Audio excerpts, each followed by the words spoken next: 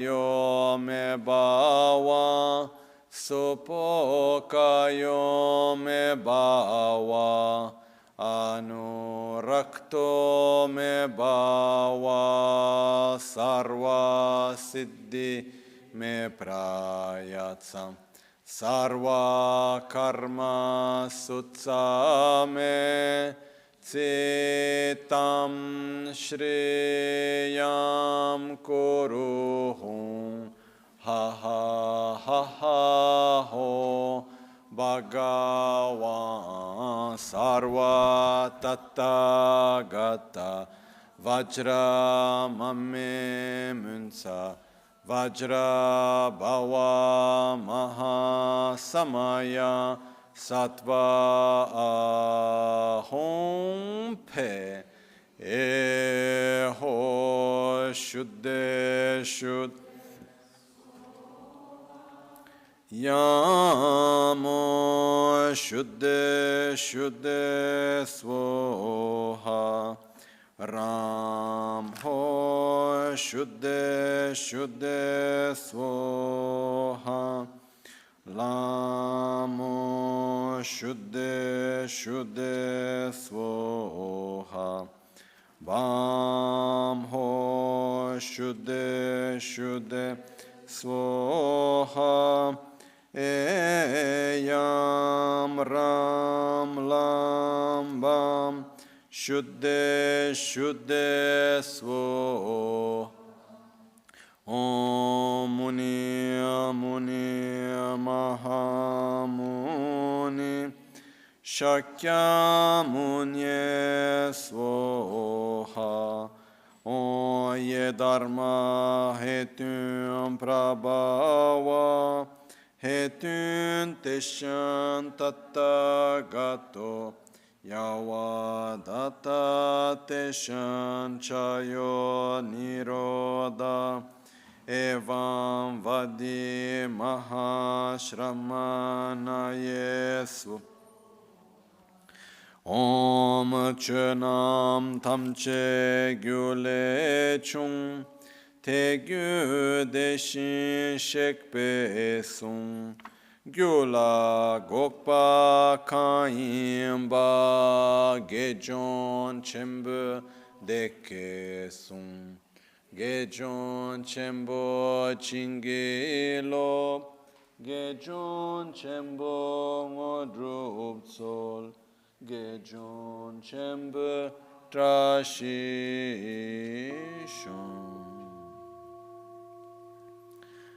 Locho Sambo Pagyu Trashipa Tuche Tempe Chinle Yarngoda Pelge Drolor Zampe Zeparache Pande Lame Shabla Solwade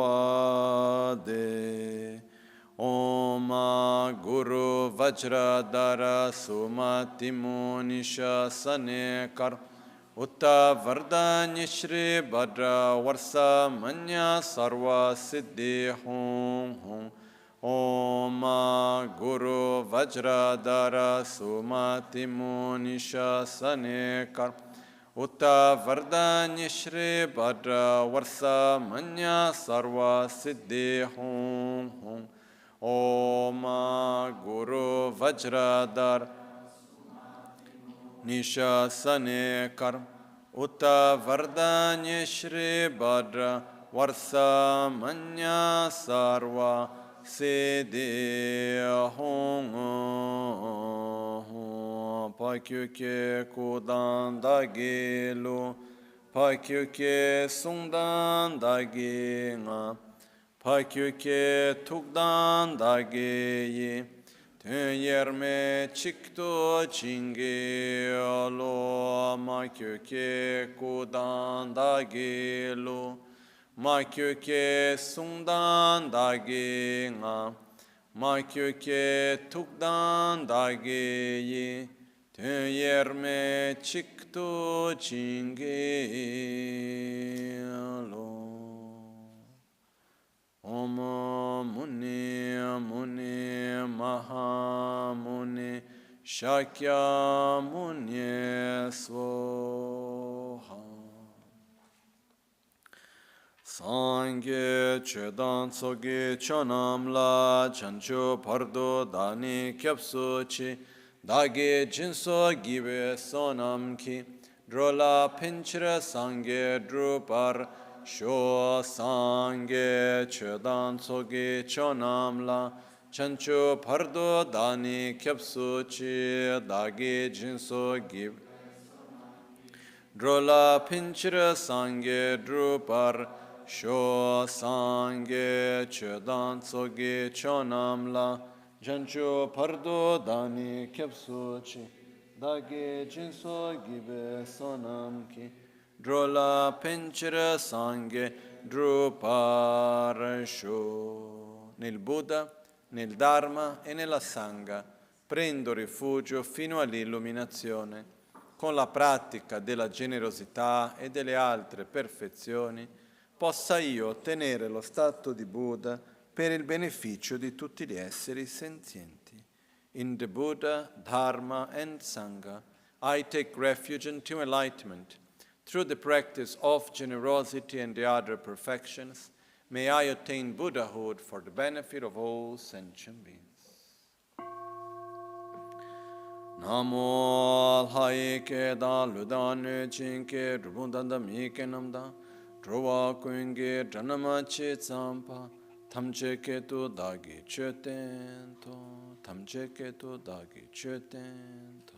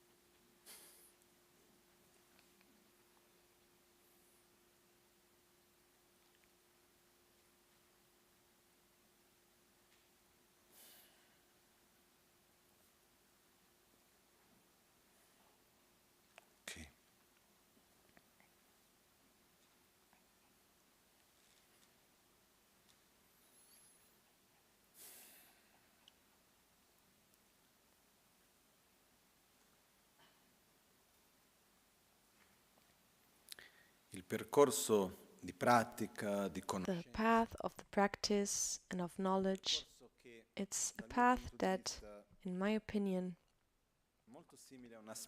it's very similar to a spiral, where we go back to the same points, but actually we're not on the same point. It seems that we're doing always the same thing, but actually it's never really the same. Then the Eastern approach, for example, in Tibetan Buddhism, in the great monasteries, in the ways of teaching, is an approach, let's say, circular in a way, in which you go there, you learn many things, you understand relations between one subject and the other. Sometimes it seems that you don't really understand why you're doing what you're doing, how it is, but at a certain point, it's like everything starts making sense. It's like you develop a part of a puzzle there, a part of the other puzzle here and there. And each part seen by itself, it seems like they don't have much sense, but then at a certain point, they kind of match. And everything starts making more sense. And the approach that we have here, it's kind of a middle way. Because if we would have to explain step by step what we are able in this moment to practice and understand, maybe we would stay on the same steps for a while, and it should be different for each and every one of you. But this is a mix of understanding, practicing, seeing what we're able to reach. It's a more linear, let's say, approach, but also a circular approach, so it's like a mix of the two. The way in which I studied, it was much less linear. Usually, we spend more or less 25 years studying the philosophy of the sutra, but not like one weekend, but it's 18 years, 6 out of 7 days, 11 months per year, dedicated to studying Dharma, to reflecting upon Dharma. And then after this, we start the part of Tantra. And obviously, if we see for the majority of us, I don't know who would have the availability, the time, the inner space to dedicate to this. And I remember a friend, he was studying correct view of reality for 4 years, emptiness and all of this, and one day speaking to him, he told me, I spent 4 years studying this. I understood some things, but I actually didn't catch any of it. Sometimes there are paths that there's this need of repeating and repeating. I remember reading a part of the commentary of Paponka Rinpoche on the 3 principal aspects of the path, was explaining the 3 types of interdependence, and I read it like 15 times. And at a certain point, it's like something clicks. This and that, at a certain point, it makes sense. Until that, it didn't. So, what I want to say is that it's part of the process, as for many years, it's to going back to the same things, because it seems like we are repeating the same things, but actually it's never the same. So this allows us to deepen our understanding slowly.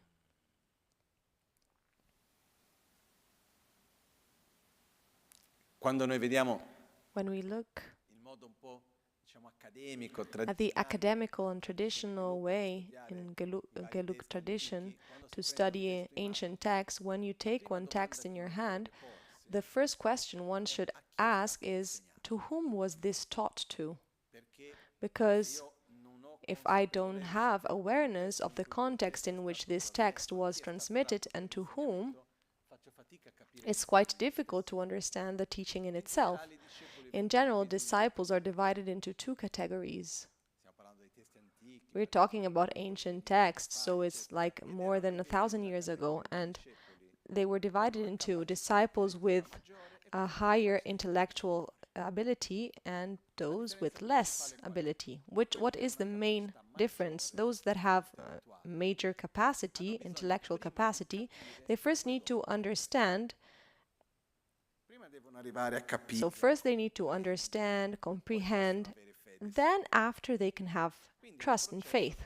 So it's a process that is people that you need to explain to them everything.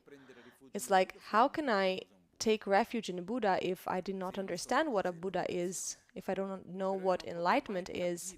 But I can never really understand what is Buddha if I don't understand emptiness and emptiness of intrinsic existence, etc., etc. So disciples with higher ability, intellectual ability, first the approach was correct view of reality, emptiness of intrinsic existence, in order to understand what is a Buddha, understand what is enlightenment, in order to take refuge and start the path. Then there are those with less capacity, intellectual capacity, where they connect with someone, they feel this connection, they develop faith, so they trust. So first I follow, then I understand. Because if I first have to understand correct view of reality in order to take refuge, it would take a lot more time. Who knows how much and what would happen, etc., etc. So I see that in today's reality, it's an approach where, to be completely honest, we have the approach of those who have a less intellectual capacity, but that believe that they have a higher capacity. It's a bit like Sampo here with me. He's a small dog, but he believe he is a big dog. Small dogs usually have this characteristic. So what happens is noi dobbiamo prendere cura we need to delle take care seguiamo of un percorso, però in qualche modo affrontiamo anche l'altro. we need to take care of both aspects. So from one side we follow something based on our faith and trust, and slowly we enter into a process of understanding. There is nothing that we cannot understand and comprehend. And I'm talking from the point of view of the practices, of the teachings. There's nothing that doesn't have an explanation that you cannot understand. But this doesn't mean that we're all ready to understand everything right away. So the approach is first we start practicing, and then slowly we also start to understand. The more we understand, the more we are able to deepen our practice, and it should be done by experience and comprehension. So there are two things that go together. For example, for me, I am quite untrusty. I don't believe in something. I'm a bit like skeptical. Either I have to completely understand it, or I need to have a direct experience, or it must be said by someone that really needs to convince me, and to someone that towards whom I have a lot of faith. And there are some things that people can experience that they cannot understand. Il semplice fatto che io posso parlare passo passo. For example, the fact that I can talk lightly and you can still hear me. We can experience the fact that a voice enters into the microphone. How many of us understand how this happens, like technically? Complicating it also with a digital mixer. This complicates things even more. The reality is that technology is something that it's a perfect example of something that we experience but we don't understand. So we trust it. So if I'm doing a meditation and I feel some benefit, I trust it because I see the benefit, the direct benefit from my direct experience. So why is it working? Slowly we can start to understand the process, but it's not something immediate. So I believe that we have to practice both experiencing without having this pressure of already having to understand everything, but at the same time deepening our understanding slowly, more and more.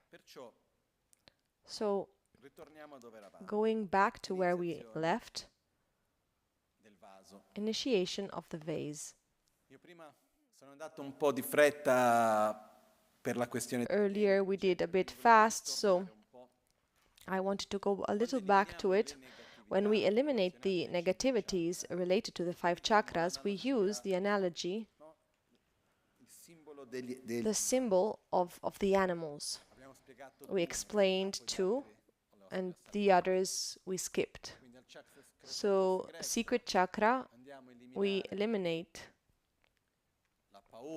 fear, envy in the aspect of the Garuda. At the navel, we eliminate arrogance and miserliness in the aspect of a horse. And when we arrive to the heart, we eliminate hate and anger in the aspect of a snake. And this is because one of the main characteristics of the snake is the venom. And at the same time, the snake not only is very venomous and dangerous, so a small bite of it can have a huge impact, but the snake is also very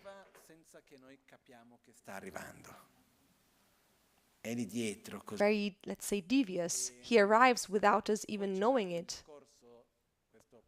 È una cosa che si dice in certi testi, insegnamenti, si dice che in some texts is it said that when you kill a snake and the snake looks at you in your eyes while you're killing him, the snake will have this sensation of hate for 7 or 9 lives after that.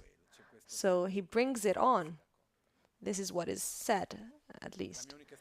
My experience is finding myself in front of a huge snake once in Indonesia with a python at like 1 meter of distance, and he was standing up like this, and his head was even bigger than my hand. So at night I found him this in front of me, and I was walking outside in the darkness, and then I started running.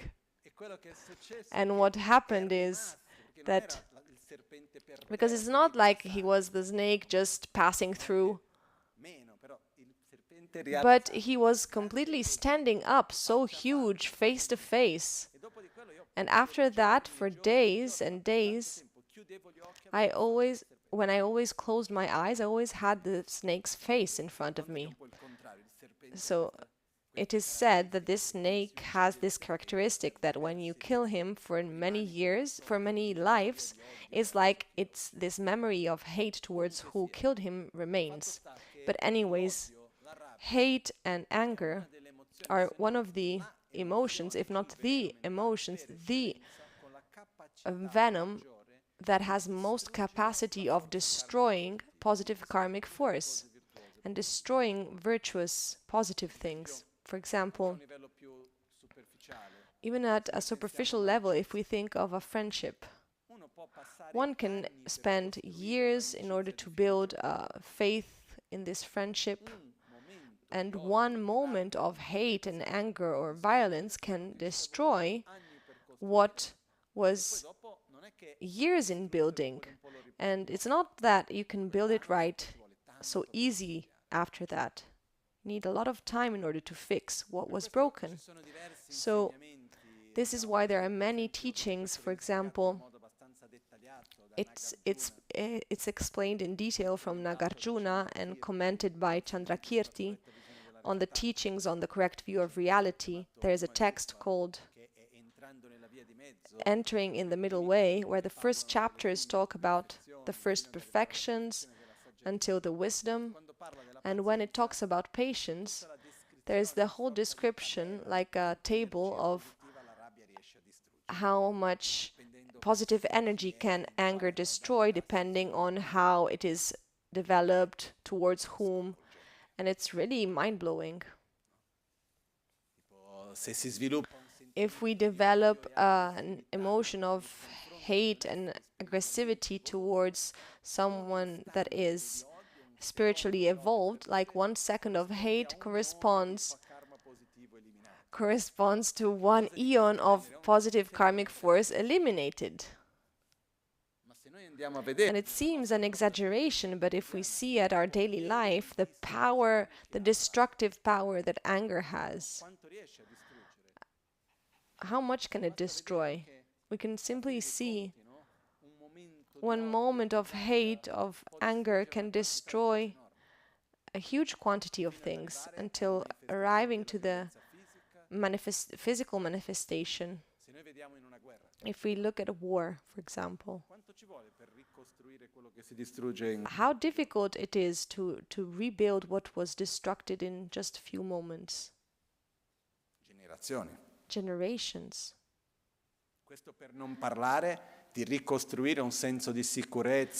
To not talk about rebuilding a sense of security and protection. So anger is like a venom that not only it's so powerful and strong, but it's also something so difficult to take out once it's inside. So this is one of the reasons why we use the snake as a symbology, as a symbol of representation of anger and hate that is being eliminated. Then there's all another literature on the process of developing patience and why anger, but let's not open this right now, otherwise we won't go on. But the snake has this sneaky attitude, arrives in a hidden way, and once he takes us, it's very dangerous. So anger, hate, aggressivity gets eliminated through these dark blue snakes. Then at the throat chakra, we eliminate the attachment, the unlimited desire, in the aspect of red hens. Se ci viene in mente una gallina, If we think of a hen, what does a hen do the whole day? Does she talk with friends? cosa fa la gallina tutti i What does it do? Questo no,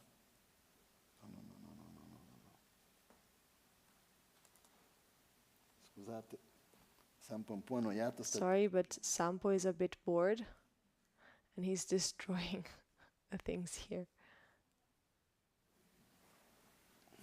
Questo è solo per non lasciarli da soli a casa, per quello che... This is just to not let them alone at home, but okay.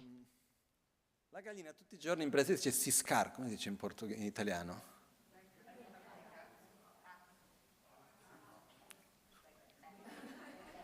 Beccare? Si sta lì tutti i giorni. The hen spends the whole day eating, basically, and never stops. Have you ever saw a hen to whom... I don't even know if you ever saw a hen because the eggs come from the supermarket, but what happens is if someone is used to seeing the hens, it's like when you give some food, it's not like they eat and stop after 30 minutes. No, they keep eating the whole day.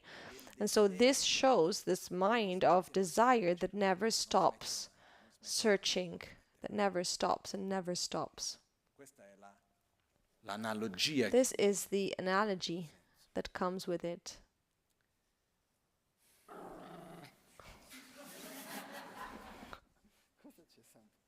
Oggi sei...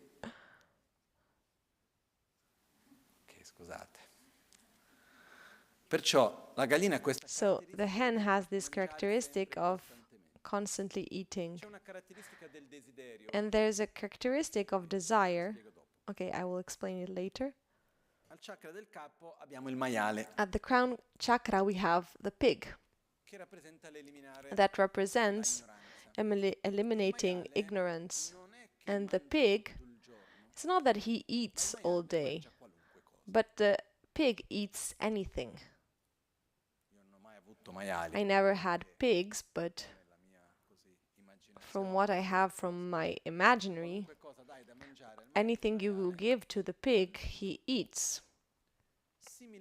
And similarly, we eat whatever appearance as if it were real without even asking ourselves if it is. An ignorance is an ignorance that grasps to each illusory appearance as if it were real. So it is represented by the pig that eats anything. And similarly, we grasp whatever appears to us as if it were real. It appears as if it's permanent, we take it as that. It appears as objective, we take it as that, etc., etc. So for this, we use the symbology of the pig. What I said earlier, this morning, it's not that we have something against animals. I say this because once in Brazil, near Búzios, there was this huge tree that was sick, and a group of the Sangha went there to practice self-healing of the 5 great mothers, of the environment dedicated to the tree, many times, etc. And at a certain point, they were all happy, and an association that was taking care of the tree came there. And while they were doing the practice, doing the part where you eliminate the negativities through the animals, then they said, you cannot come here anymore because you're against animals. Because you treat them badly, pushing them out, seeing them as something negative. So you never know how people can interpret things. So learning with experience, I say this beforehand, is not that we have anything against the pig, for example, and we push him out, but the pig is very affectionate. He's beautiful for many aspects, very intelligent. But we use as a symbol because there are things that don't have form, And it's difficult for us to relate to an aspect without a form. So by giving it form, it's easier. So let's imagine ignorance in the aspect of pig and dark smoke, or attachment as hens, or hatred as snakes, arrogance as horses, fear as and envy as garudas. This helps us to connect to what we have to eliminate. This specific part of relation with the animals, in order to eliminate mental defilements in the aspect of the animals, this is a detail. Lama Rinpoche told me once that this comes from the teachings of Gyawa and Sapa, that is represented where there is the green window, let's say, Buddha Mugasidi, upwards, the first to the right, that has yellow hair with something black on the forehead, the first of the small ones represented there. That is a representation of Gyawa and Sapa. He was one of the most important masters of our lineage, master of Panchen Losang Chökyi Gyaltsen, that was one of the most important masters of our lineage as well. And also our lineage is called Ganden Insangling, and Ensa comes from Ensapa. So it's the whispered lineage of Ganden that is transmitted through Ensapa. Whispered means oral, so what is transmitted orally. So Gyawa and Sapa wrote 2 or 3 volumes, and there is one that is secret, because in Tibet there was this tradition that certain texts that had topics that not everybody were ready to read, that you needed a sort of preparation, they would not be published more than a certain number of copies. And this one could be printed only 12 years, after every 12 years, on a very limited number of copies. Unfortunately, not many of these texts survived, because already there were not much, but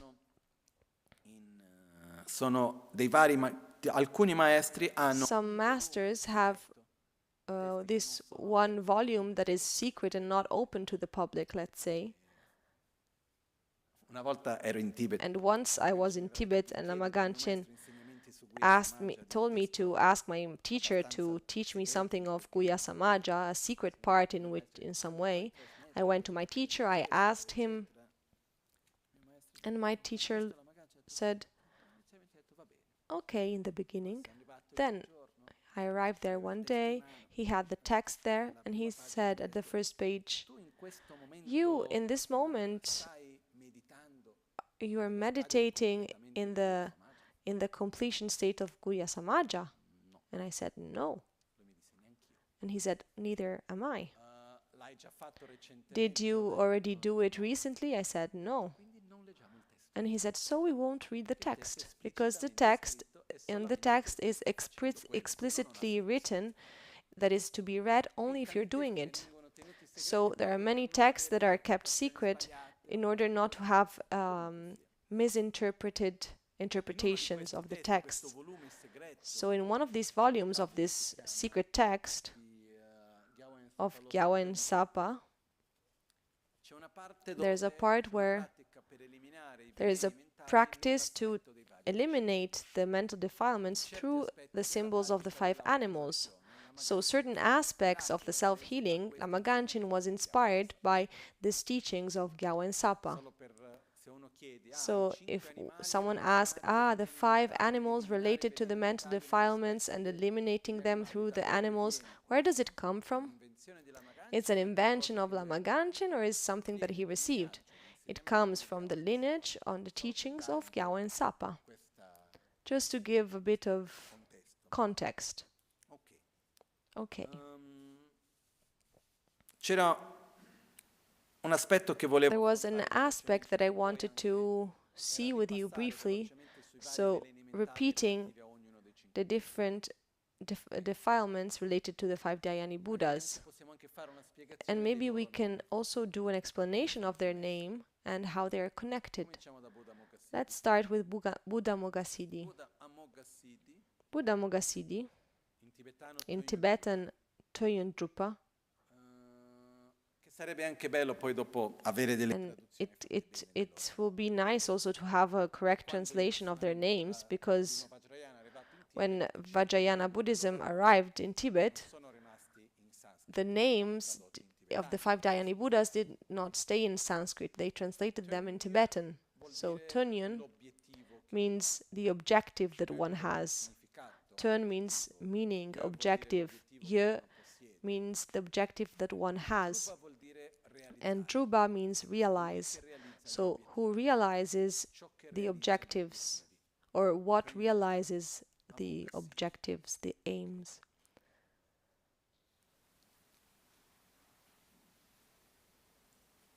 Amoghasiddhi realizes the objectives because Amoghasiddhi is the transformation, or better yet, it comes from the elimination of fear, of uncertainty. Represents the action, the sacred action in the pure state. It's connected with the wind element that also represents the movement. And for this, Amoghasiddhi is also the personification of the aggregate of the compositional factors, and within them, one of the most important aspects is the factor of the intention, that is the basis of the action.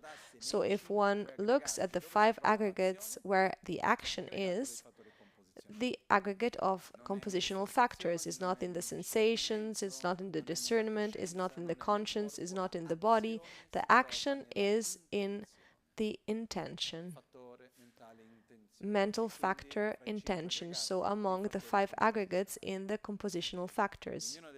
So one of the main characteristics of the compositional factors is the action, the intention. In the pure state, one comes without doubts, uncertainties, also the wisdom that all acts. So the name connects with this as well, because it is not the name that the mother of Buddha Mogassiddhi gave to him. The name is like a label in order to understand what's inside of it. So Amoghasiddhi, who realizes everything. So it represents the action, the doing. So when we look at Guintara, for example, Guintara is of the family of Buddha Mogassiddhi. Tara represents also the wind element in the pure state. It's connected with the Buddha Mogassiddhi family, represents action, movement, and realization in this sense. In opposition to what? To fear, envy. There are things that block in some way. We say envy and jealousy, but if we see the original text, they talk about envy specifically. And usually when we talk about envy and jealousy, there's some kind of confusion between the two.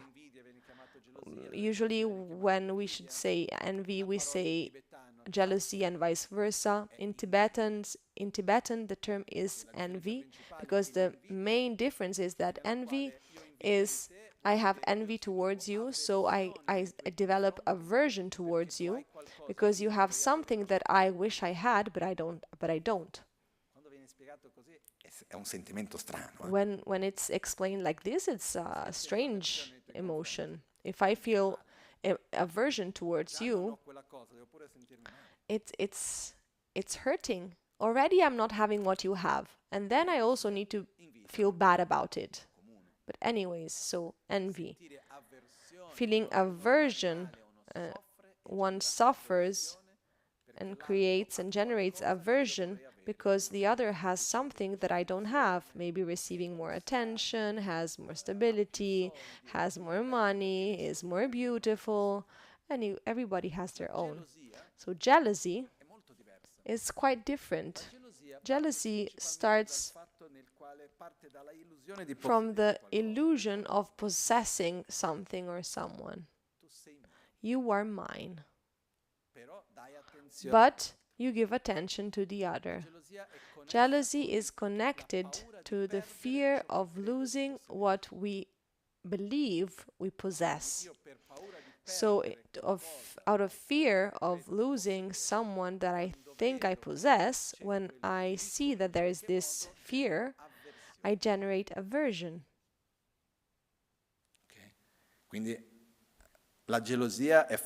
So jealousy is connected with an inner feeling of uncertainty and fear, united to a big grasping towards the object that we think we possess, but nobody can possess nobody, and not even an object. The only thing we can possess are our own inner qualities. I can possess love, stability, gratitude, etc. But the book is not my book. The book is the book that I am using. Is it clear, this? Because something that I possess is something that nobody can take away from me. And usually we have this illusion that we can possess people.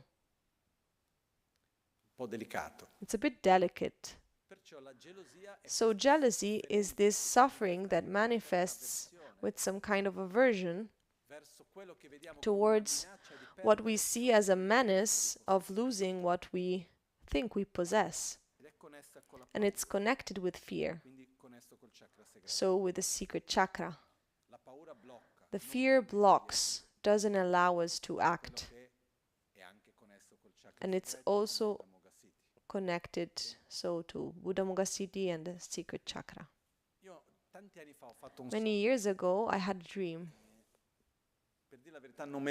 And I don't really remember it well in detail, but it was something like this. So I found myself in front of a game, and it had complex rules, and at a certain point I said, this game is not like this, it's very direct. And there was the relation of, in order to have humility, I first need to overcome fear. So I need to overcome fear in order to relax in front of the other and be able to share and not need to compare to the other. Without humility, it's very difficult for us to develop love and connect really to the other. Without love, we will not be able to feel satisfied, and without satisfaction, we will never develop wisdom. So it exists a relation between the 5 Dhyani Buddhas and how the qualities relate among them, how they sustain themselves. But anyways, secret chakra, we eliminate fear, uncertainty, doubt.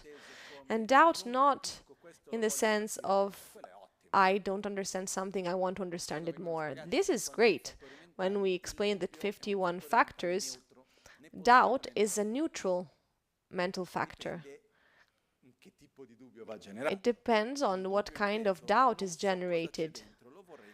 The good doubt is like curiosity. This is positive because it brings me towards something positive.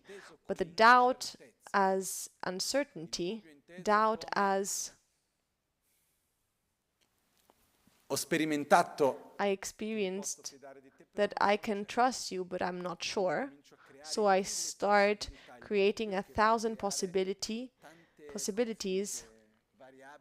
creating many variables, because maybe it will happen this, maybe it will happen that. This is a doubt that hurts us. So doubt as knowing of not knowing is great.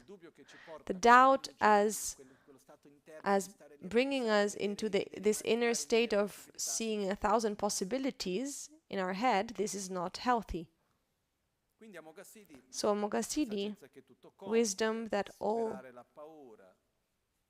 acts, overcoming fear, overcoming jealousy and envy, and rejoicing. And in Italian we don't really have the noun for it. When I was writing the last book, at a certain point, it came out that the word rejoice in Italian doesn't exist. But, and there I said, if we don't even have the word for it, it's even more difficult. And I was looking for the other terms. But they're kind of different. So I purposely left rejoicing in the Italian term because we need to imbue our words with more significance. And rejoicing is very important. But it's something that it's not really part of our habits. And rejoicing, this feeling joy for the virtues and positive qualities of the others, is one of the most powerful tools to generate positive karmic force for ourselves. There are some teachings that say, for those that are very lazy, the best method to have merits is rejoicing. Because as there is this table that tells us how much destructive is anger, it is also described in positive for the rejoicing. So it is said that if I am able to really profoundly and genuinely rejoice of something positive of another being, it is said that if this other being is spiritually evolved, let's say as me, I will obtain the same quantity of energy, positive energy, that as the other, as what the other did. For example, the other person did 1,000 prostration, mantras, offerings, or whatever, and we rejoice, then we develop the same merits. But the point is, it's not easy to do it, to really do it. And if I rejoice of something about someone that is spiritually more evolved than me, it's like we can receive half of the merits. For example, imagine if we rejoiced about Lama Tsongkhapa, and it's like we are really gaining half of the merits that he had, he accumulated.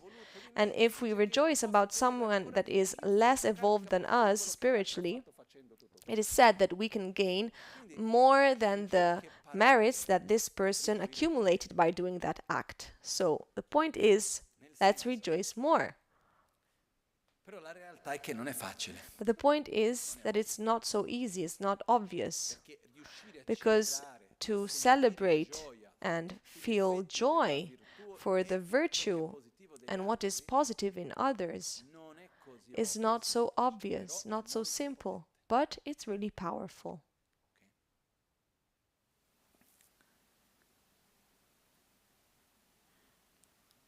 Buddha Ratnasambhava. Ratnasambhava, Rinchen. Ratna vuol dire prezioso. Ratna means precious, means jewel.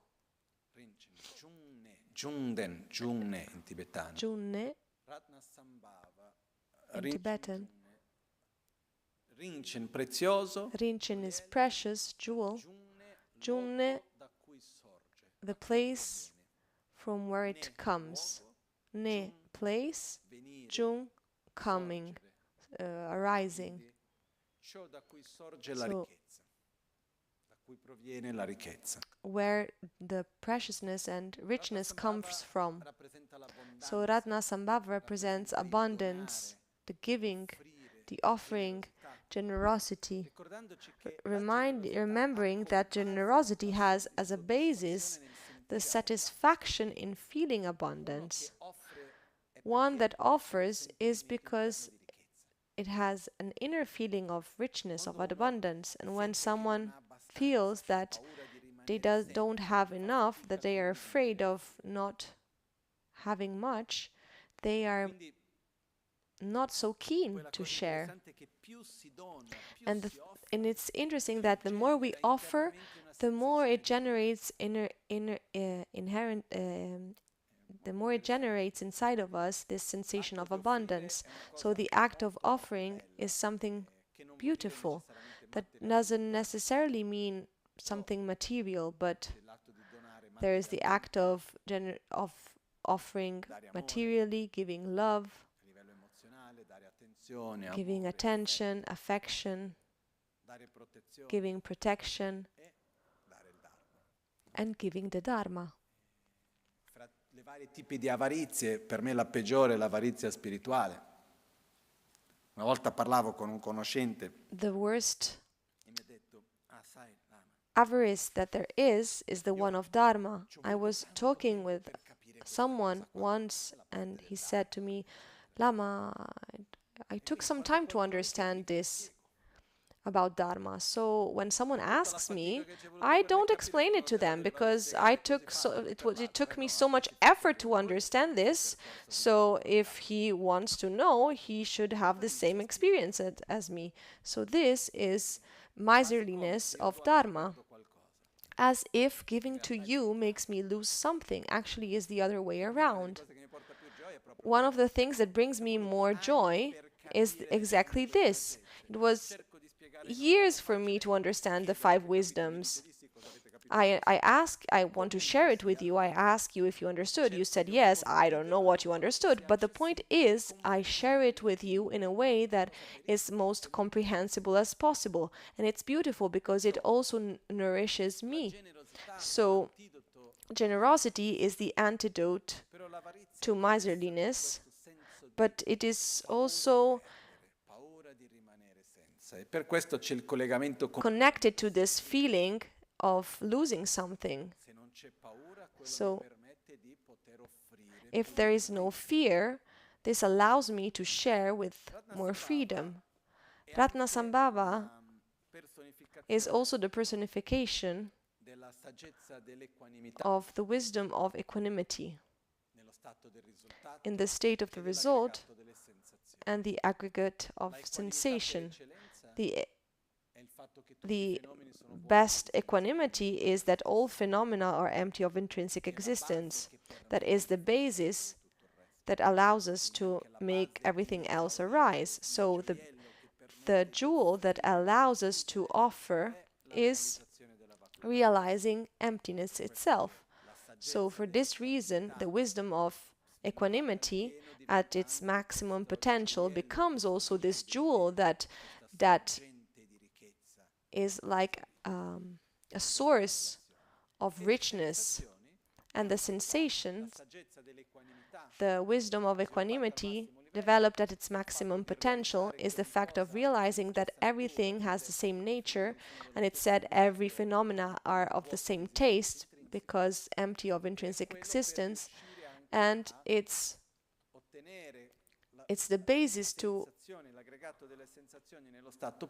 obtain the sensation at the pure state where we don't have this distinction of pleasurable and unpleasurable sensations. It's a state called as if all sensations are lived with the same taste. And it's not like you don't feel anything anymore. There is a basis of pleasure, of joy, of well-being. So there is generosity, Ratnasambhava, and it's also connected to arrogance, sense of superiority, and pride. But pride has a connection also with a good self-esteem in some contexts. But here, if we take the Tibetan term, I quite like it because Nga means I. Gyalpo means king. So it is me king. So this is the term in Tibetan for pride. Gyal also means victory. So it means me victory, me victorious, I am superior. So this is the mental defilement of arrogance, this sense of superiority, remembering that arrogance starts from the principle of comparing oneself to the other, where I'm not able to see myself if not comparing myself to the other. And every time where there is a strong sensation of superiority, there's also a strong sensation of being inferior. If I feel superior to someone, I will feel inferior to someone else. So when we talk about the antidote of humility, is not feeling inferior, is not needing to compare oneself to others anymore, which is strongly connected to equanimity. Phenomena are all of the same nature. We are not more or less. I am me, you are you, and we are connected and we follow our path. But I don't need to compare to you in order to judge and see myself. And if we are able to give ourselves this gift, it's a huge gift. This reminds me, a friend in Brazil, she met Lama Ganchen at the end of the 80s, maybe beginning of the 90s, something like this. It's a bit confused, but it was a time in Brazil where there was no internet, no television. There was just principal channels. Maybe in Italy there was, let's say, the principal channels. And the same thing was in Brazil, and this woman was an actress, and it was a period of time where she reached the peak of her career. She was a part of a telenovela. At the best timing of the evening, she became very famous, and it was the peak of her career. And she went to Lama Ganchen and said, look, I have a problem. I'm an actress, I'm very successful, I'm very happy. Finally, I obtained what I wanted, but unfortunately, I have alopecia now. And so here in the middle of the head, she was losing hair. And Lama Ganchen, he was quite peculiar in his way of being, but he looked at her and said, so you are actress? She said, yes. And now you became famous. And you're losing hair? And she said, yes. And he started laughing. And he was laughing so much. Look, now you're losing all your hair, now that you became famous. And if I were there to translate, it would have been quite difficult, but she says that in that moment she understood something. Then Lama Ganchen said, don't worry, just take these pills that he would give for everything, and they still exist, and it's just to balance the energetical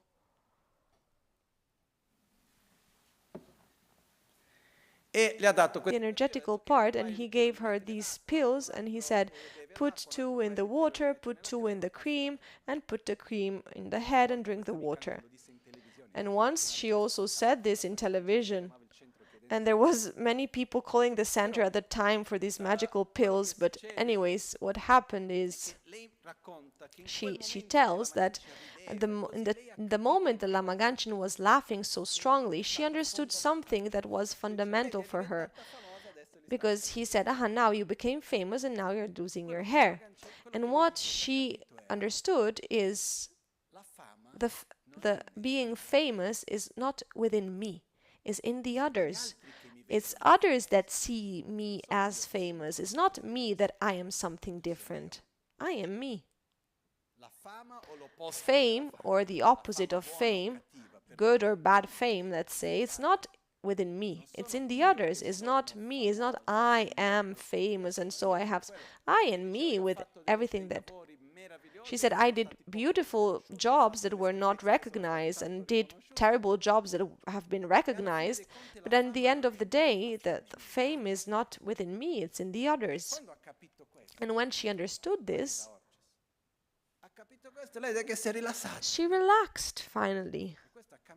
And this completely changed everything. And after this, with Lama Ganchen, she learned that she reached everything she wanted to reach in that life, beauty, fame, richness, etc. And she said, from that moment forward, I started to see what I wanted to become, not what I wanted to obtain, so who I wanted to be in front of my death. So what I wanted to develop inside of me. But anyways, when we are able to not see ourselves taking as a point of reference the other, so based on what the other thinks of me, etc., there's a level of relaxation that is huge. The more we are able to see ourselves based on the judgment of the other, the more there is a tension that builds up. It's for this reason that when we talk about Buddha Ratnasambhava, this humility is not feeling inferior, but it's not needing to compare the other or the judgment of the other in order to see ourselves, and to not feel both superior or inferior to anybody. Generosity also antidote for greed. Akshobhya. And Akshobhya. Akshobhya is the most dense. It's at the heart, at the center of our being, of ourselves. It has a part that regards aversion. So the name Akshobhya, Mikyöpa, so A, it's a negation. Mi and A are both negations. So Akshobhya, Mikyöpa.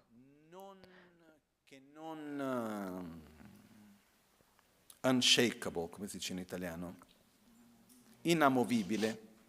So it's unshakable. Akshobhya.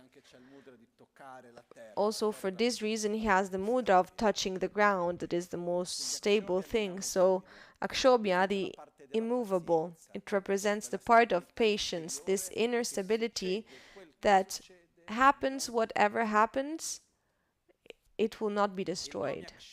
And the name Akshobhya, there is a sutra that explains where this name comes from. It is said that a long time before Buddha, there was this bodhisattva that took an inner vow, come what may, I will not get angry with no sentient being. I will not feel hatred and anger towards anybody. And it is said that he was able to keep this commitment for many lifetimes until he reached enlightenment. And once he reached that, he was known as Akshobhya, the immovable. Immovable in the sense of the objective. I took a vow and I committed to it, but at the same time, not losing its own balance and stability. What is the opposite of immovable? Losing the balance based on the situations that appear to us.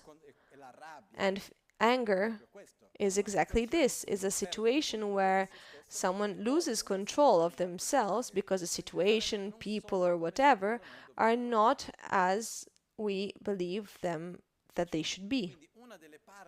So one of the parts that regards Akshobhya and overcoming anger, generating stability, having patience, regards also the non-projecting how things should be. Being free from this grasping of how things should be. Because until we are taken by this attachment, this pretense of how things should be, I will always be sad when they will not be like that, and I will react to it. So,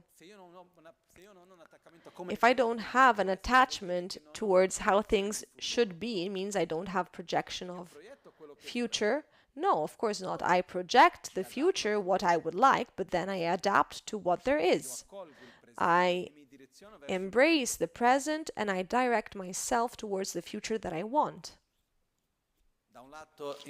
From one side, in Akshobhya, there is anger, hatred that accumulates and becomes anger that accumulates and becomes hate. I know 3 types of anger.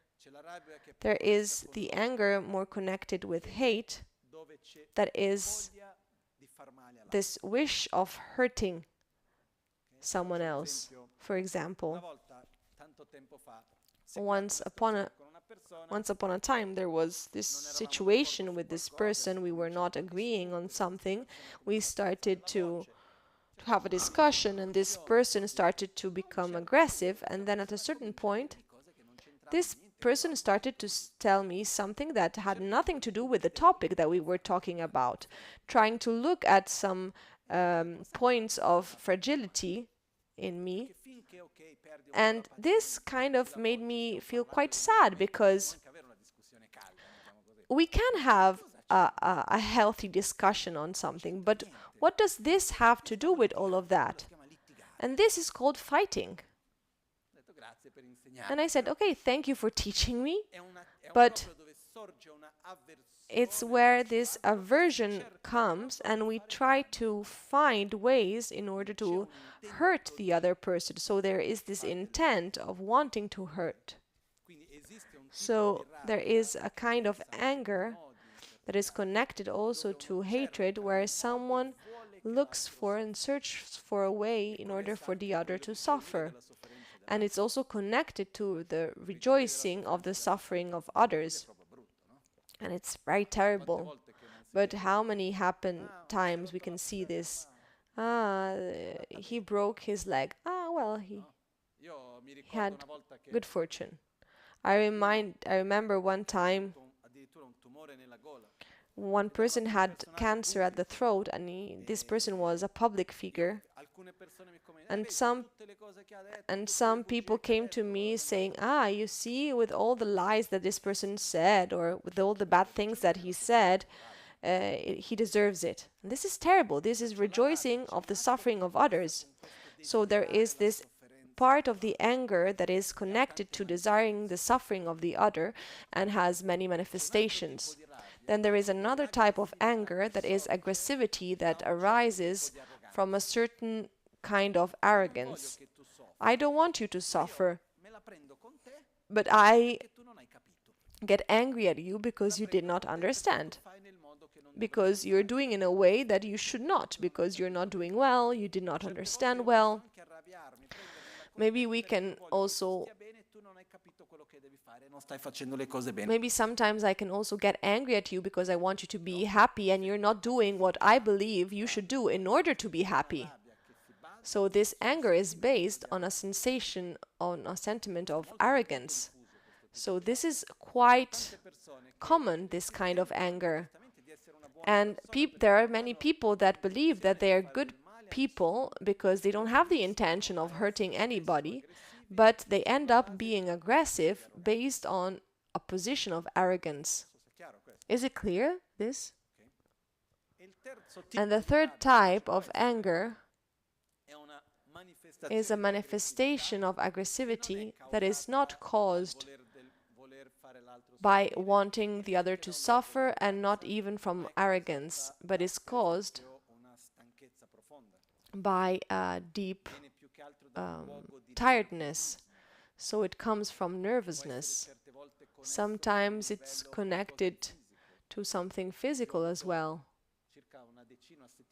Like 7-10 days ago, I had a bite from an insect and I had an allergic reaction under the arm. Now it's almost healed, but for some days I had high levels of E durante 3 giorni ero di un nervoso. High level of histamine, and I already have problems with histamine, but for a few days I was quite agitated. And who knows me really well knows that I don't have usually these issues, and those days were quite difficult. But okay, I was able to see I am nervous, and someone would say, did something happen? What happened? And what I said was, actually, I'm used to much worse, and I never lose my stability and calmness. And right now, I don't know I have this nervousness, but what happens maybe sometimes, in my case, I had histamine levels that were very high, and so I had these levels of nervousness, but usually we try to project this on the outside. For example, also there are people that react aggressively when they are very hungry. For example, here there's my father, and it's when they met, when they were just married, she used to always bring some food around when they were like walking around in the park, and she saw that maybe there was a start of reaction. She would take out the food and give it to him and say, "Eat, please." So there are some manifestations of aggressivity and nervousness that can come from the place of tiredness, physical instability, etc. And so we have these three kinds of aggressivity. There is one place of hate. There is a place of anger that manifests towards arrogance. And then we have people that are tired, maybe also for a physical reason and whatever. And there is a higher sensibility that makes us react badly. Then anger generates hate, that generates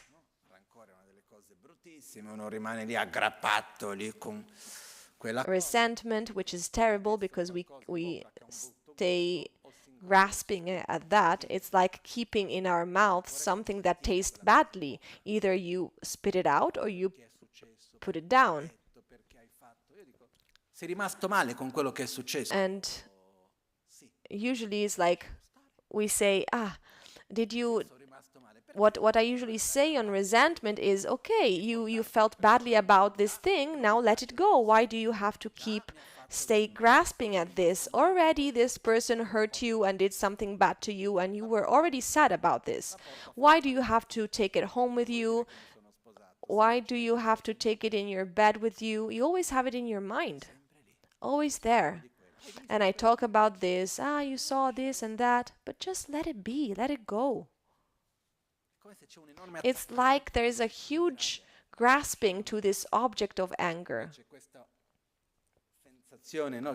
And this sensation of resentment really consumes us.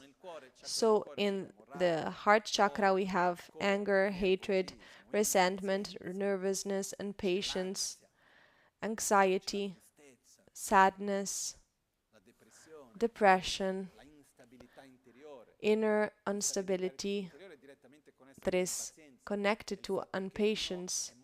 So someone, it's very susceptible to what happens around. So the antidotes of akshobhya are patience, our ability of not reacting with aggressivity towards objects of anger, love and compassion, because when we have a deep love that is genuine, there is no space for anger, hatred, etc. We have love, patience. The opposite of instability is stability.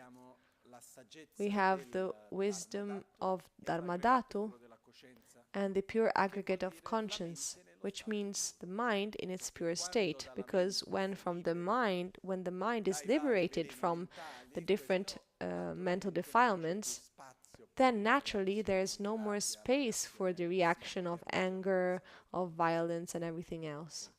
Okay? And one of the principal characteristics of akshobhya is spontaneous joy, that joy that comes from inside and doesn't depend on external stimuli. Okay. Amitabha. Amitabha. Amitabha. Epaktomeba means the unexhausting light, the infinite light. Light, Pakto Meba, Pakme means without, limitless, infinite. I explained yesterday or the day before the fact of the word, of the speech, that it's a vibration and a gross level, in a subtle level is this luminosity of the prana energy, is the energy that someone emanates. And Amitabha represents also the sacred speech, speech in this pure state. And there is this concept of emanating, this infinite light, this emanation towards everybody, and the speech in its excellent manifestation. There is an interesting aspect of Buddha Amitabha, because speech in its pure state requires a pure discernment. In order to be able to speak, I need to know what to say. It's not about having a nice voice. It's about saying the right thing in the right moment, in the right way, to the right person, etc. As we know, to say the right thing in the wrong way doesn't work.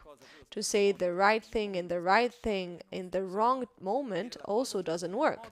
Saying the right thing in the right way in the right moment but to the wrong person also doesn't work. So we need a lot of discernment in order to communicate properly.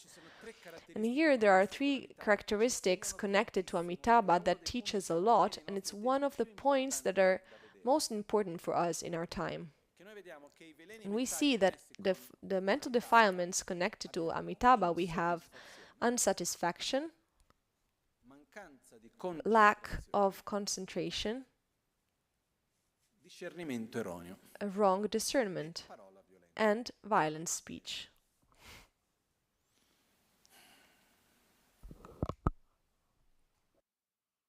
L'insoddisfazione, unsatisfaction, if we point to unsatisfaction, where is it? It's not something that happens at a conceptual level. It's not the discursive mind that says, I want this, I want that, and wants always more. That is a manifestation on a more gross level of unsatisfaction. But unsatisfaction is something even deeper. When we have a moment of pleasure, there is some dopamine. I feel a strong pleasure. The nature of our body, of our system, is that when there is a moment of pleasure, when it ends, there is a fall, a void that comes after that. This void is unsatisfaction.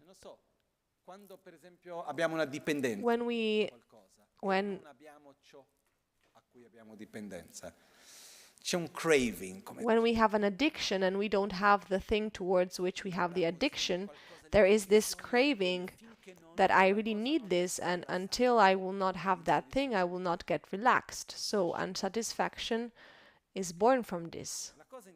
And the interesting thing is that the more I put unreachable desires that cannot sustain satisfaction, also because unlimited desire connected to Buddha Amitabha is not wanting many things, is the attributing value that the object cannot sustain.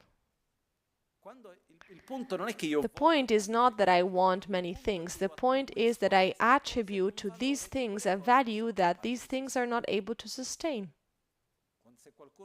If someone comes to me and says, you are the love of my life, I cannot live without you, you say, please, some distance. In the sense that I cannot make you happy. You're attributing to me a value that I'm not able to sustain. And then you will not be happy and you will say that the fault is all mine. So I go there, I project my happiness in power, in pleasures, in people, etc. And with desire, there is this characteristic that we attribute to the object, to the person, to the situation, etc. A value a value, more value than its ability of being sustained. So we have this illusion coming from the immediate desire. So I obtain what I want and I feel this pleasure, but this pleasure is connected to dopamine, so the more I have pleasure, the more I will fall. And when there is this fall, when there is this sense of unsatisfaction, does one stay still, or one needs to fill up this unsatisfaction? Because our search for the object of desire is not necessarily because we want that thing, but it's because we don't want to feel that unsatisfaction anymore. Is it clear? So the sensation of desire, of unsatisfaction, it's very heavy. So it's this sensation that I need to do something. It's like I'm not able to stay still. The mind goes looking for things to do and what to obtain in order to take out this sensation of unsatisfaction. And this is what creates distraction. This is what creates the mind that goes around searching for things, jumping from one place to the other. Without satisfaction, it's not possible to obtain concentration. Without satisfaction, the mind will not stop, will not be calm. So, first I need to have satisfaction. In order to overcome desire, it means attributing the right value to things. So I take the water, I like it, it's nice, but I cannot expect more than it. You're helping me to take out thirst, but I'm not projecting my happiness on it. There is something that I love, that I care about. We can stay together, we can sustain each other, there's friendship, there's affection, there's love, many beautiful things. But my happiness doesn't depend on you. If I project my state of well-being in you, at that point, it will not end well. So, overcoming desire is not getting away from the object, is attributing the right value to the object. Is it clear, this difference? Because if I get far away from the object because I want to eliminate the desire, and I continue attributing the same value, in the moment that I will find myself in front of it, it will be all the same. So if I'm able to attribute the correct value, I'm able to relate to the object in a more balanced way. Satisfaction comes from attributing the correct value. Satisfaction is not the result of obtaining the object of desire, is the result of giving value to what I have, not obtaining what I do not have. And it's interesting because it's not a value that is is not about giving more value to to the object, is recognizing the value that the object has. So if I develop satisfaction, I will have inner calmness. Because I will stop this agitation, this gopa. That is exactly what happens after we experience dopamine. So if I'm able to obtain satisfaction, I'm able to calm my mind. This allows me to have more concentration, and this allows me to be present in the present moment, to deepen things. When there's no concentration, we're not able to deepen anything. We stay at a gross level. Because as soon as we're in one thing, already we have this unsatisfaction, this necessity of being somewhere else and doing something else. When there is satisfaction, this is the basis for concentration. And if there is concentration, this creates the basis for a correct discernment. We will not be able to have a correct discernment if we are not able to have concentration and so deepen things, seeing things calmly, with clarity. Without clarity of mind, it's not possible to have discernment. and consequently we're not able to say the right things or make the right choices. One of the main problems of our society today is that we live in a society where we have a high level of stimuli and dopamine. It's a lifestyle in excess of dopamine. Eating good things, seeing good things, the phone all the time in my hands, that is pure dopamine. All things that are for stimuli of the senses. But as we know, the higher the dopamine, the higher the fall. So what happens is we're always with this mind of having to look to something else. But now let's not enter into details, but the higher is the stimuli of dopamine, our system, in order to create balance, hides the receptors of dopamine. So what happens? We have to have stimuli that are always higher in order to have the same experience. And not only this, when we have too much pleasure, too much dopamine, we go to an extreme.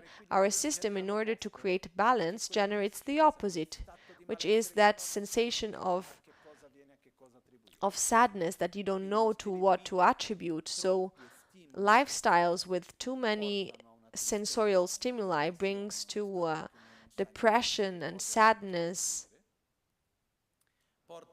brings to a sensation of a deep sensation of unsatisfaction that brings to an inner state of agitation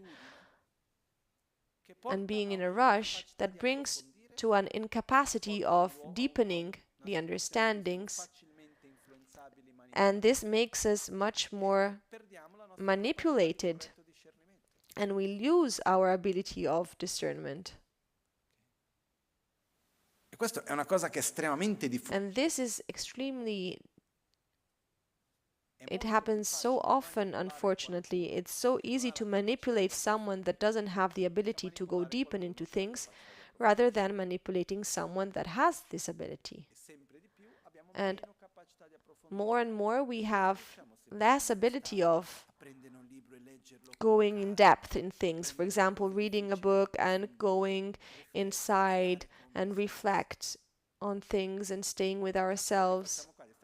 Already what we are doing here, sitting down, listening to these teachings for so many hours, is already something that goes in the opposite of this direction.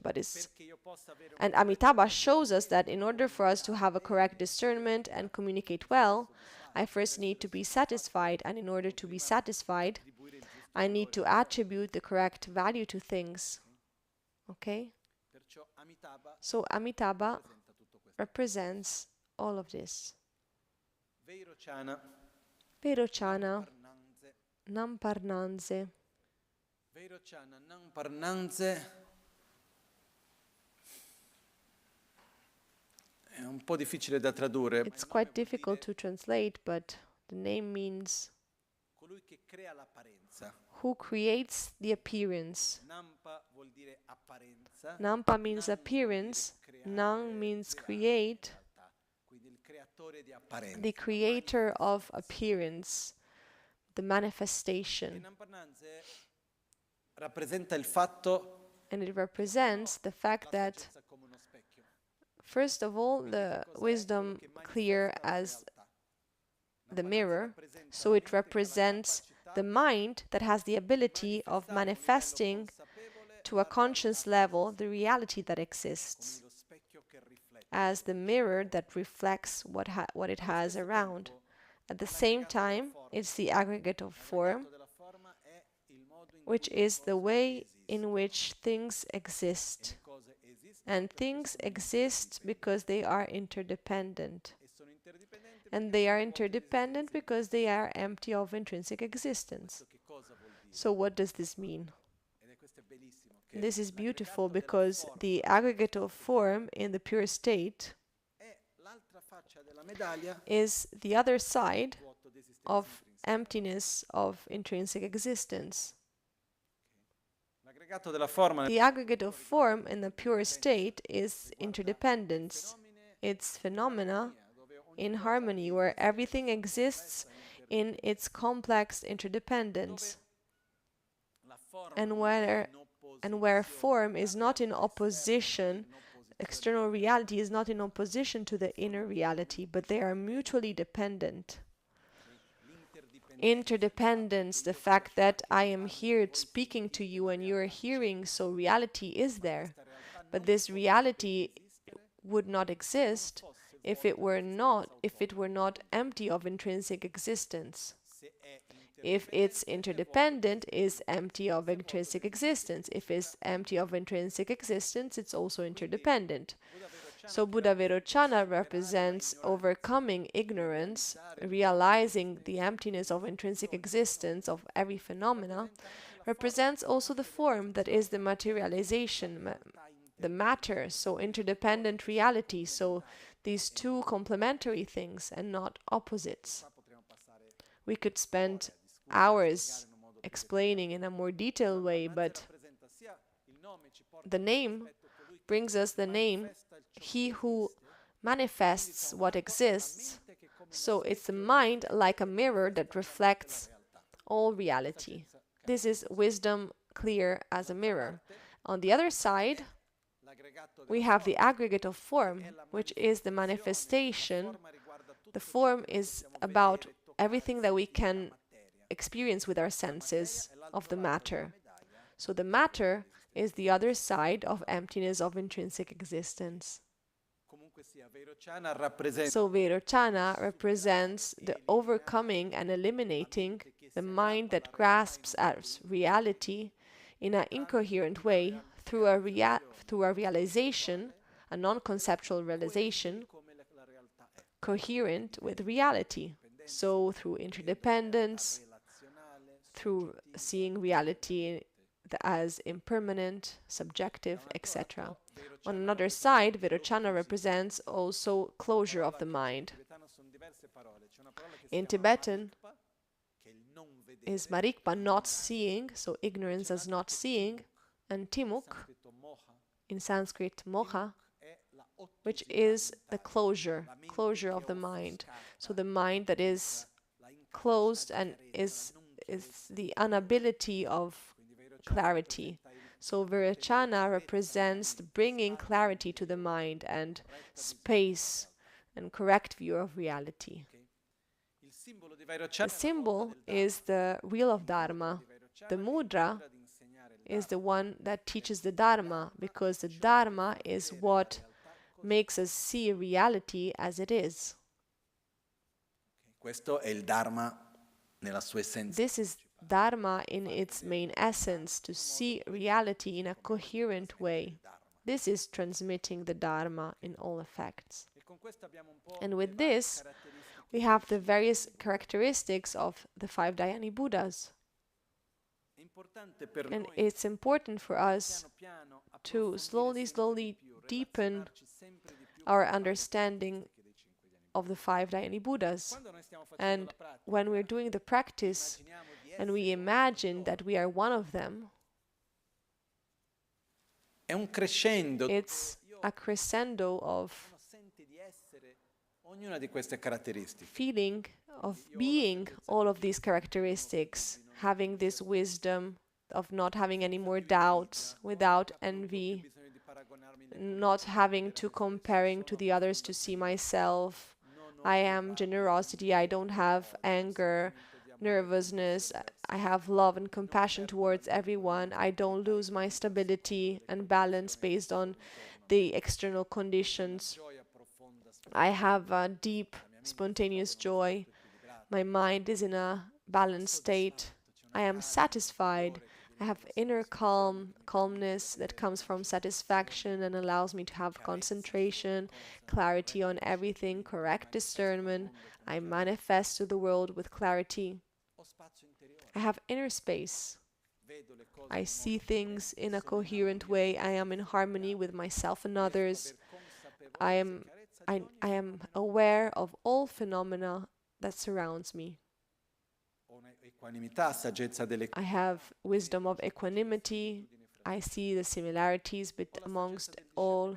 I have wisdom of discernment. I'm able to see the differences amongst things. I have wisdom of Dharmadato, my mind is in a pure state, free from all the tensions of the mental defilements. I have no doubts into action. I have wisdom of awareness of all phenomena that surround me. So in other words, I am Buddha.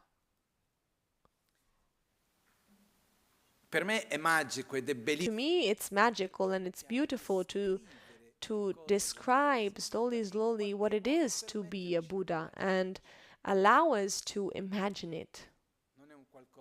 It's not something that needs to stay far away. Of course, then there are other aspects that we can also see that to explain well we need much more time. It's a whole path. But the Buddha is a state in which we don't have an appearance of intrinsic existence, but not also this grasping of appearance of intrinsic existence. A Buddha is one who lives in a state where we don't have more duality among relative and absolute reality. We don't have more interdependence and emptiness. It's all one thing.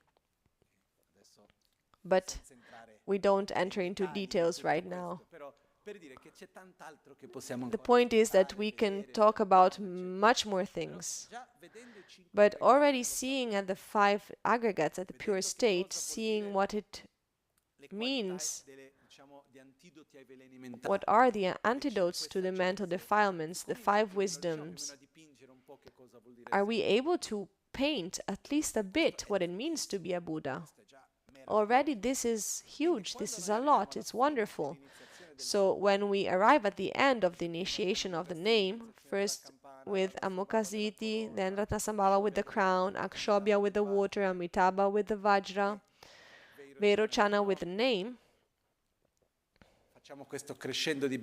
we have this crescendo of bliss, and we identify with each and every one of them, and we allow ourselves to imagine, to be each and every one of the 5 Dhyani Buddhas. And the point is not to visualize the body green, yellow, blue, red, and white. Also, but the principal thing is to feel that I am brave, I rejoice, I have stability, I have humility, I have generosity, I am love, I am patience, I am satisfaction, I am concentration and wisdom. There are the 5 wisdoms at the evolved state, the 5 aggregates are pure. I need to connect with this most of all. I have the power of opposition, increase, of influencing, of pacifying, and the sacred action that puts all these together. And constantly I live in an inner state of bliss that brings in harmony everything through the realization of emptiness. So if I am Amoghasiddhi, if I am Ratnasambhava, Akshobhya, Amitabha, and Vairochana, if the 5 aggregates are pure, the 5 wisdoms are pure, I am pure. So I am Vajradhara. La prima parte è come se fosse The first part is like purifying and identifying in the basis of imputation, so the 5 aggregates as if they were pure, and then generating the imputation, pure imputation. It's like saying, if all my parts are pure, then I am pure. So I generate in the aspect as Buddha Vajradhara, that has a blue body, that represents the union of all colors. And there's an interesting reflection. Vairochana is white and is what manifests the form, and Vairochana represents manifestation of everything, and white represents the light that is not yet separated into colors. So within the transparent white light there are all colors. On the other side, if we take all the colors and mix them together, what comes out is this dark blue.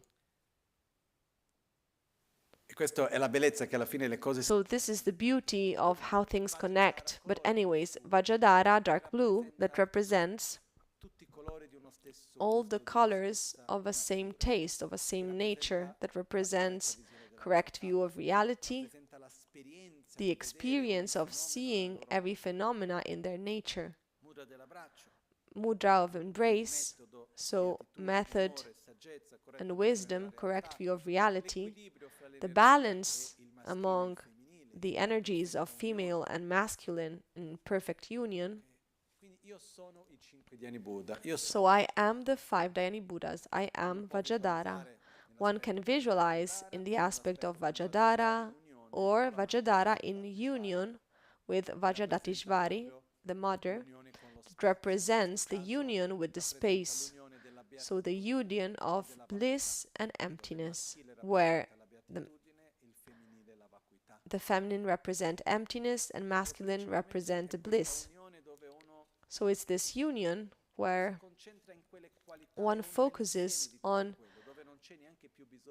those qualities, and there's no need to see them as separate. They are united now, and we stay in this state.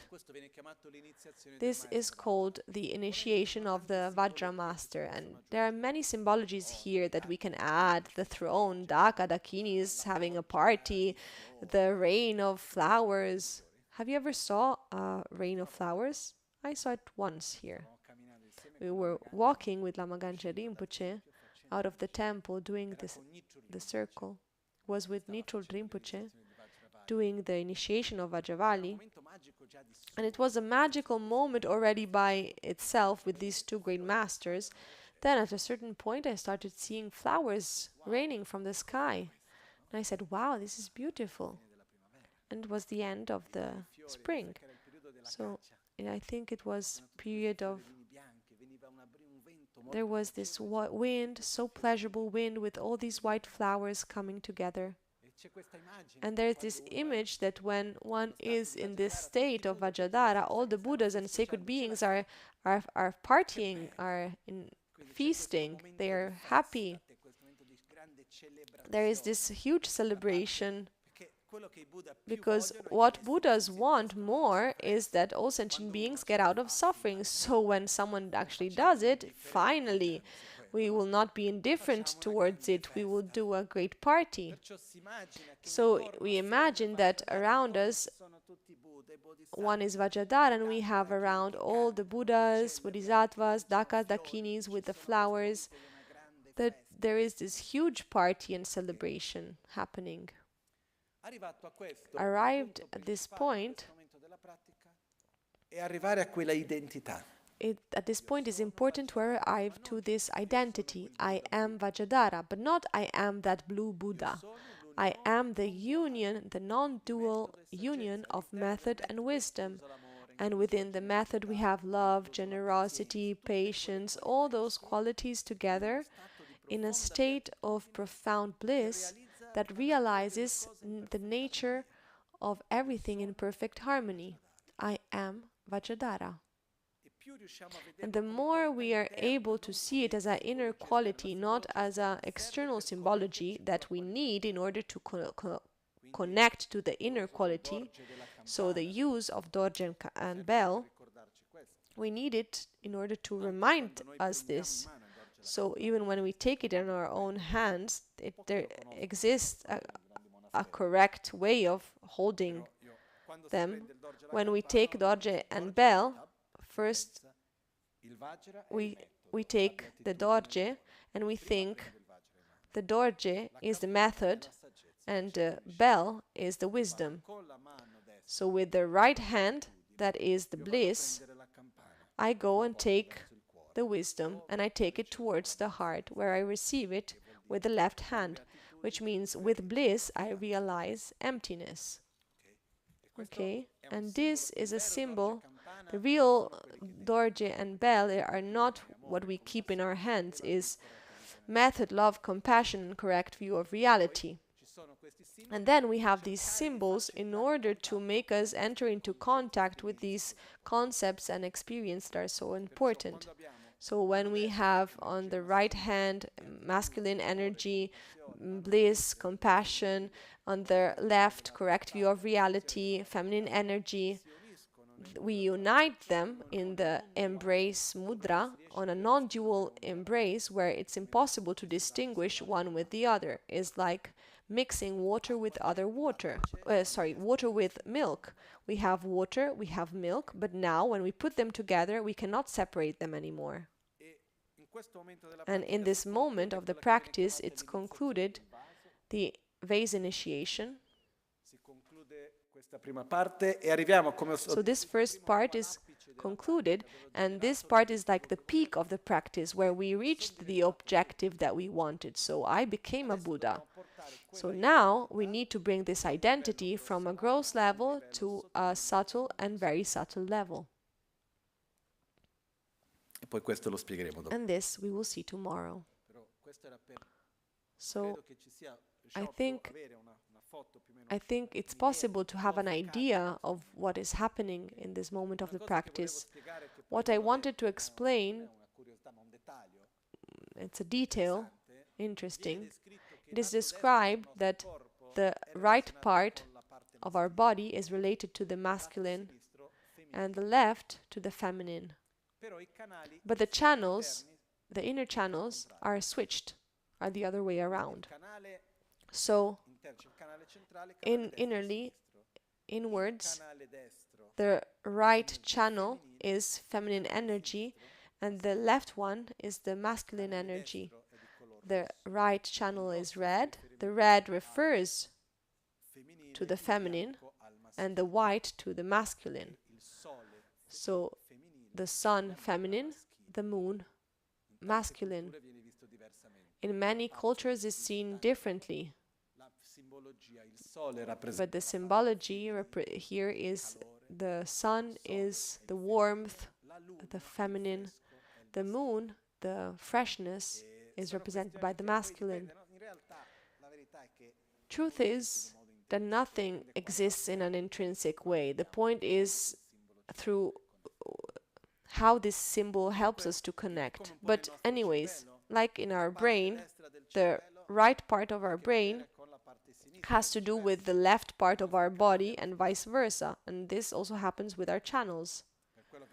So for this reason, we visualize the central channel, blue on the outside, red on the inside, the right channel that has to do with the left part of the body that is red in color, and the left channel that has to do with the right part of the body is white in color.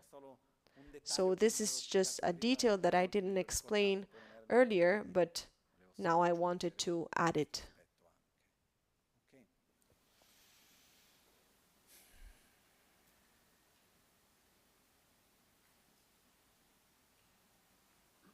Ok. Facciamo le nostre dediche. Let's do our dedications now. Tomorrow we will see in the morning, I hope we will be able to see the secret initiation and wisdom initiation in order for in the afternoon to do a smaller session and do a conclusion, because there is people that need to go away in order not to finish too late. But I'm happy that we will be able to see in these days and conclude the whole practice, because I started explaining freely. I did not prepare what to explain each day, so I'm happy. So let's do our dedications now.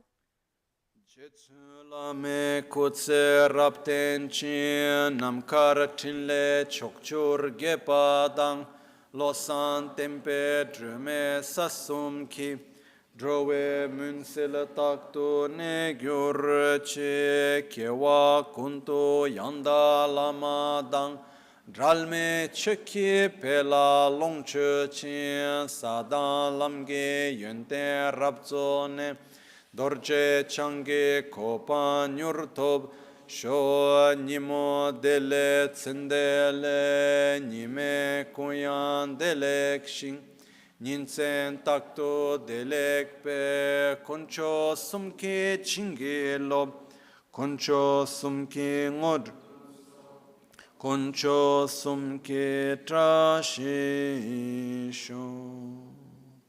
All'alba o al tramonto, di notte o durante il giorno, possano i tre gioielli concederci le loro benedizioni, possano aiutarci ad ottenere tutte le realizzazioni e cospargere il sentiero della nostra vita con molti segni di buon auspicio. At dawn or dusk, at night or midday, may the three jewels grant us their blessings. May they help us to achieve all realizations and spring all the path of our lives with various signs of auspiciousness.